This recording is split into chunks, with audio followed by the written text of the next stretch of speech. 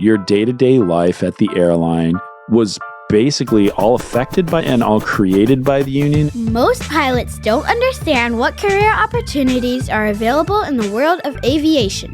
They're making career decisions based on advice from friends or posts on internet forums, meaning they are taking huge risks with their livelihood without having all the details. This podcast was created to help you understand the aviation industry so you can find your dream job.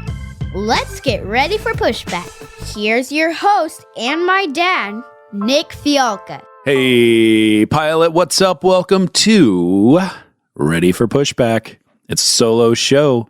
It's me, Nick Fialka. I'm really stoked you're here joining me today, and I am up in the podcast studio, and it is wintertime, and man, it is cold in this studio. We don't have it really heated yet or cooled. So in the summertime, it's hot. In the wintertime, it's cold. I have to bundle up to be here, and that's okay because I think that this is important. And today's show is all about unions, the good, the bad, the ugly, all of it, all about unions. I got a note from a listener asking to do a deep dive into unions and why we have them and what they're for and what they do. And I thought that was a great idea. And so that's what we're going to do. I want to preface this with saying I'm not going to be able to hit on everything. There's so many facets to unions. And whether it's a good thing or whether it's not a good thing, you are going to need to make your own decisions from that. And hopefully this helps. And that's what's up. So where did we get a union, right? So let's talk about the history. Why do we need it? Why in the world do we have a union, right? So let's think about early aviation, right? Back in the 1920s, 1930s, most everybody that was flying and getting paid to fly was delivering mail. That's mostly what people were doing. They were flying around. The U.S. government was paying these companies to fly these routes. Pilots crashed all the time. It was a super dangerous time. And there were no rules, right? You just go fly like crazy, fly long hours. You didn't have to be well trained. You could get fired at any time. You probably didn't get fired. You probably just died. You didn't have to get paid very much either. So that was the life of a pilot when we were starting. Man, can you imagine? Can you imagine just flying these routes? Look it up. Check this out. It's just so interesting to think about what aviation was like in the 1920s and 1930s. I mean, it was just point to point and hope for the best and pray that you didn't end up in a cloud because there was no way around it. Back then, during the 20s and 30s, unions weren't really a thing yet, and there was really no opportunity for pilots to try to negotiate anything. You couldn't go and tell the owner, hey, I need better working conditions. I can't fly as many hours. I need this or I need that. And that made it really tough. The first union was called the National Air Transport Pilots Association. It started in 1931. And it was just kind of this attempt at pilots coming together to try to organize, to try to be a group, to argue for their rights. And it really got screwed because their timing was terrible. The Great Depression happened. And when that happened, it just kind of lost all traction. In 1934, later on, the Airmail Act was created. It's also known as the Black-McKellar Act. And that changed everything. That was a big change in the history of aviation labor. It required that airline carriers obtain government contracts to carry mail. And to qualify for these contracts, the airlines had to adhere to certain safety and labor standards.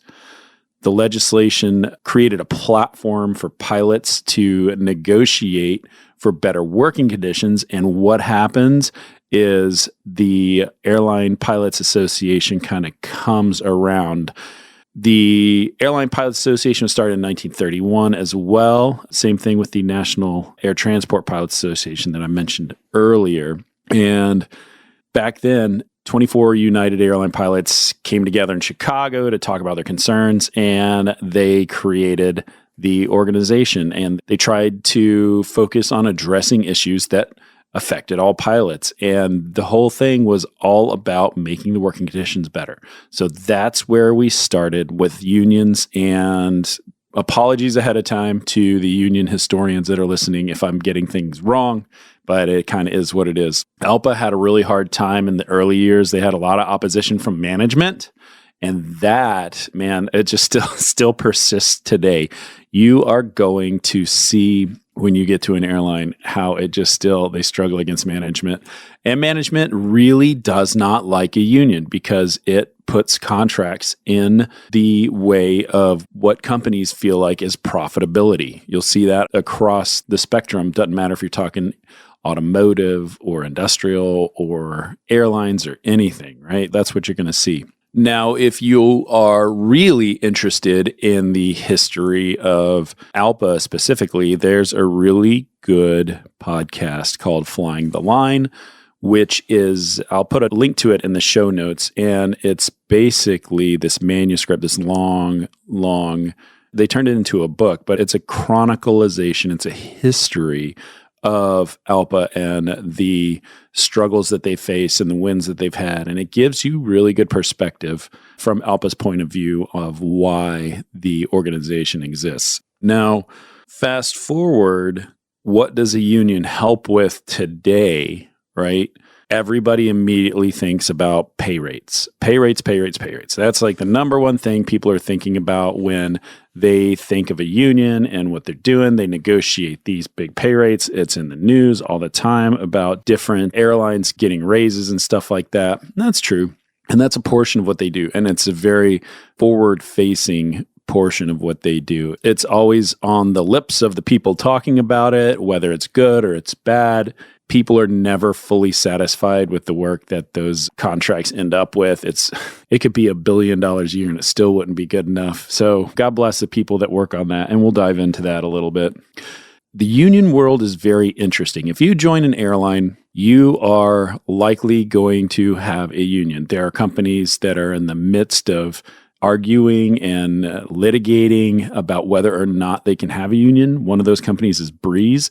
The CEO, David Neeleman, is currently suing the Airline Pilots Association, saying that they don't have enough votes to become unionized. And so I'm not going to you can go back and listen to my discussion with David Neeleman all about that, and you can make your own decisions. But more than likely, you're going to join an airline and it's going to have a union. There's a few different major ones, right? The biggest is the Airline Pilots Association. Airlines Pilots Association International. You hear them called ALPA. They've got headquarters in D.C. They're big. They got like 70,000 plus members, including other countries like Canada. It's a big machine. I mean, it's big. And we'll talk about what they do. You have smaller organizations, like if you go to Southwest, they have SWAPA, which is the Southwest Airlines Pilot Association. And then you have APA at American, which is the Allied Pilots Association. And so you'll see those are specific to those airlines. And you can go back and listen to my conversation with Jesse Carr about his push to switch APA at American to join ALPA, the big national organization. And I mean, think about it. It's a tricky thing because here's the benefit of a big union. If you are a pilot and you are part of this big union, then you have a lot of resources. Why? Because every single pilot pays dues to this union. I pay a couple $100 per paycheck that goes directly to ALPA. Some of this money goes to my local chapter, which is for my airline specifically, but a portion of that money goes to the national committee.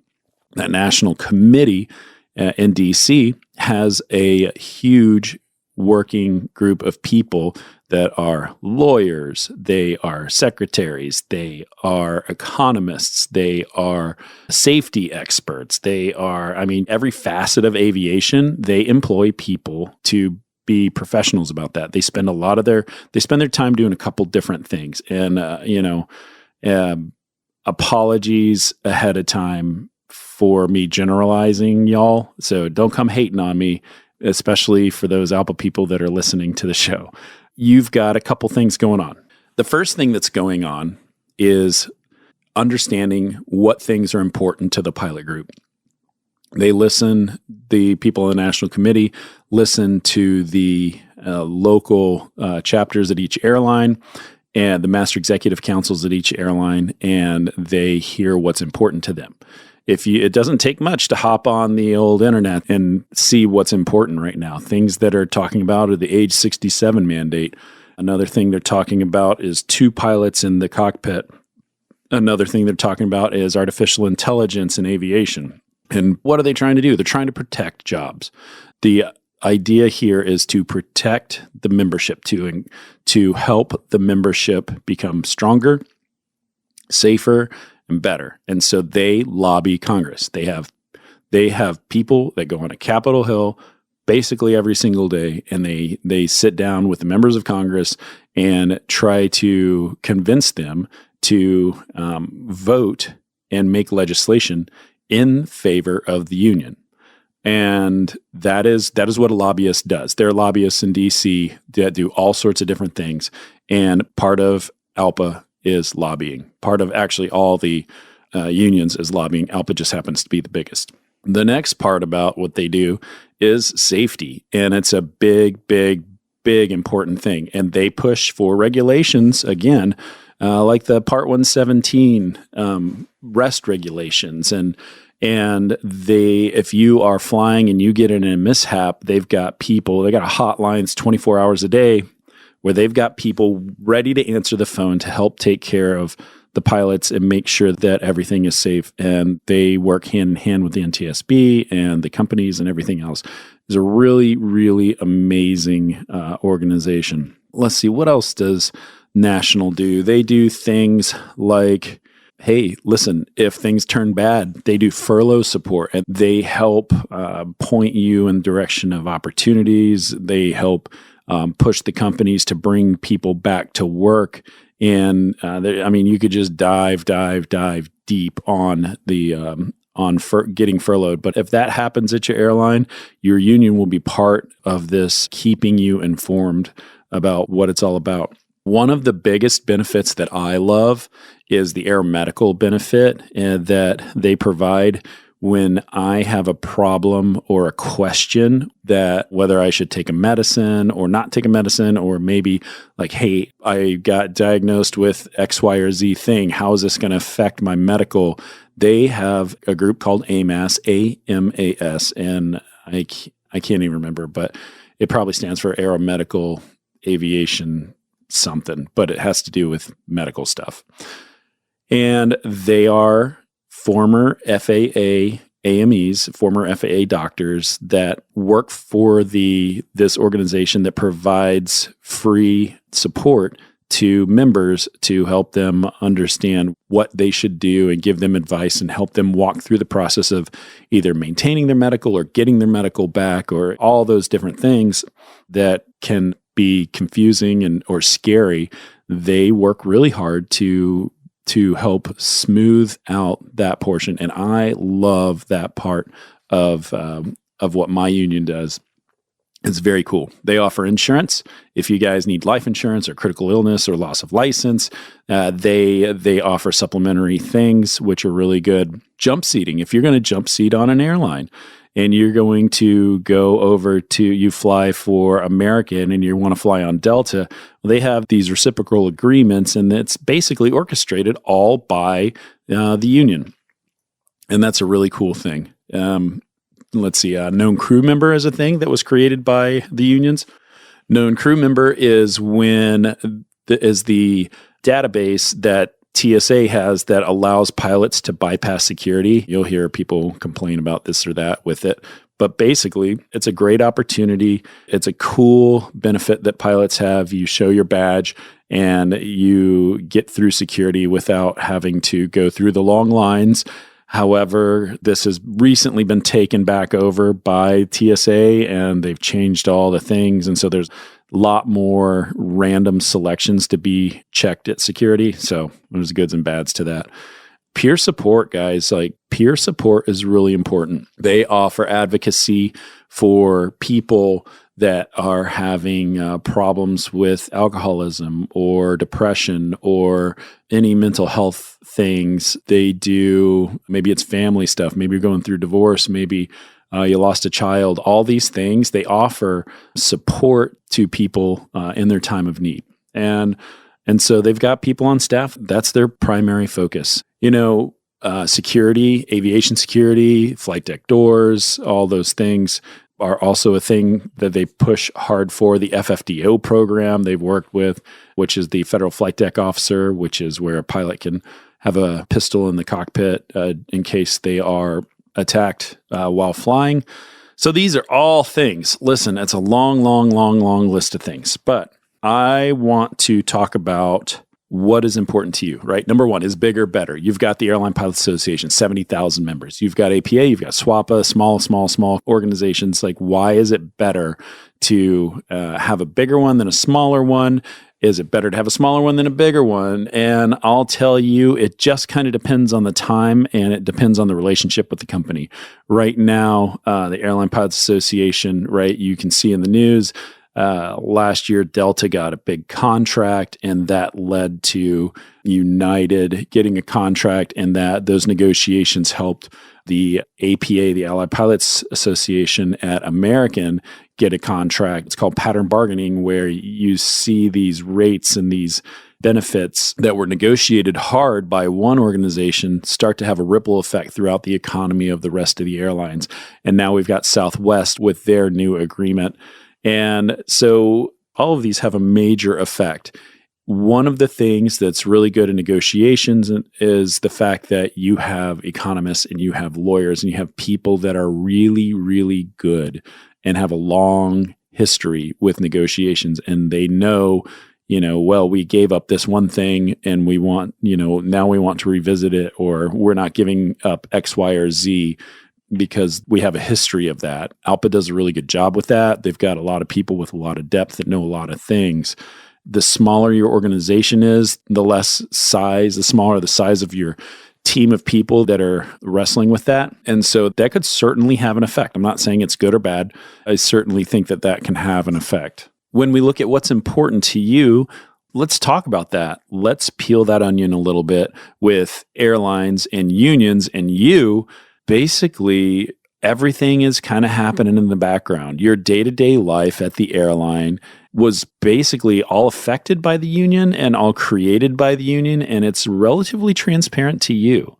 And so that's tricky. I was a volunteer for my union. I was elected to a position, and I really had a great time doing it.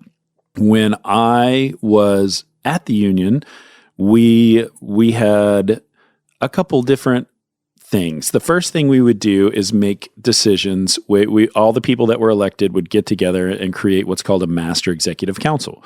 And that council would sit around a table, and it would be like student council. If you were ever on student council in high school or middle school, that is very, very much the feel when you are sitting in the room and you have a president, a vice president, a secretary, and a treasurer, and you're going through items of business and you're voting on stuff. You're having discussions about stuff. People are bringing things forward. Members are coming in to have conversations, and you try to vote on things for the union that you feel are most important and most advantageous for the people that you represent. And so I was chose to represent a pilot group in one of our bases. And so I would constantly be thinking about, okay, I'm representing these guys and gals. Is this important to them? Does this matter to them? Does this matter to the organization as a whole? And so we would vote on that stuff. We would also have these committees, and these committees, just like the big, like ALPA National had, we had our own committees. We had Military Affairs Committee. If you're in the military and you're going to go on leave or something like that, they have a group of volunteers that understands the contract and helps you understand what all your benefits are. The Membership Committee, who keeps track of who's paying dues and who's not paying dues. The Scheduling Committee, Lord have mercy, that's a tough committee. The Scheduling Committee is an organization, a group of volunteers that know the schedule like crazy. And if the company violates the contract, it double schedules you, or you think you should be getting more pay for one reason or another, the scheduling committee takes a deep dive into each individual rotation, each sequence, and looks at them and looks at the contract and decides whether or not the pilot should be paid. And then they go to the company and wrestle with the company to try to get that pay. It is so much work. What kind of other things? We've got the negotiating committee. We've talked a lot about that they do the big time muscle movements of going through the contract line by line and working with the company to come up with an agreement. And man, it can be a miserable, long, slow, years in the making process. And so there's a lot attached to that. The crew rest optimization committee focuses on making sure pilots are getting the rest that they need. The fatigue committee, same kind of thing. Let's see, hotel committee, they go through and check out all the hotels. A really cool committee to be on. They go stay in all the nice hotels. They work with the company to make sure that you are going to be in a nicer hotel in a nice place, part of town that is safe and that has food options and that is not on the side of the interstate in some sketchy place where you're going to get shot, all those kind of things. There are so many other parts of strike preparedness. I think I should definitely talk about that. Strike preparedness is very important. If your company were ever to, if negotiations were ever to fail at your company and your union were to be authorized to strike, which is a long, drawn-out process all in itself. But if you ever were, there's a strike preparedness committee there that they help make sure that pilots on strike are paid a small amount. They have a little war chest that they save up and they pay it as a very tiny amount, but they try to disseminate information to the pilot groups and make sure everybody stays focused and stays on board and stays motivated to strike and to keep that going until the negotiators can come to an agreement. And so the Strike Preparedness Committee does that. Training. If you're in Sims, when you get there, the training committee is all about making sure that it's fair and equitable and solid instructors when you are going through the training process. All sorts of things. I mean, there's hundreds of different corners to what the unions do. And is it good? Is it bad? Is it other? You'll have to understand and choose for yourself. But I wanted to go through this kind of in a deep dive because it's a lot. I mean, just like I said, I didn't even go through everything, but it is an absolute lot. And you'll hear online, it's never perfect. It's never great. People complain. The longer people have been at an airline, the louder they complain. And the more, I don't know, I don't want to say entitled, but I'm going to say entitled people feel. And so you work hard for these things that you've negotiated. You've given up a lot in your career and you feel like you're owed these things. And you'll see that. And I want you to take all of that with a grain of salt and do what's best for you and your family. And don't sweat the small stuff, right? Do be able to participate. If you are ever feeling the call to volunteer for the union, do it. I loved my volunteer time. I met so many great people. I was with people on the best days of their life and the worst days of their life. And I got to understand how the company operates and how the airline works and a lot of depth. And I thought it was great. So that's that. And if you want me to dive down on anything else, if I missed something, why don't you just send me an email and let me know. If you think I'm a total jerk about it and totally misrepresented something, that's okay. I'll certainly make whatever corrections you think I should make. But this is just my general thought and what I've seen from, I've been doing it, I've been union flying for 6 years now. And so that's what somebody at 6 years kind of feels and kind of thinks. And hopefully that's helpful to you as you are listening at home and thinking about the airlines and what it really is like. Yeah, so that's that. I hope you guys have an awesome day. And I'm looking forward to the next interview episode, which is on Monday. So go ahead and stand by because it's coming. I hope you are the best today. See ya. This is important. Before you go, you need to know that 2024 is going to be unbelievably competitive in the world of pilot hiring, and you need to make sure that you separate yourself from the herd. The only way that you can guarantee that you'll land your dream job is by partnering with Spitfire Elite Interview Consulting. We are the only choice for application review and interview prep. We are the partners that you've been looking for from start to finish, and it's never too early to be part of our community. Just go over to my website, SpitfireElite.com, and use the coupon code R4P to save yourself 10% on all of our services. Again, that's the letter R, the number 4, and the letter P to save 10%. So go out there and slay your interviews.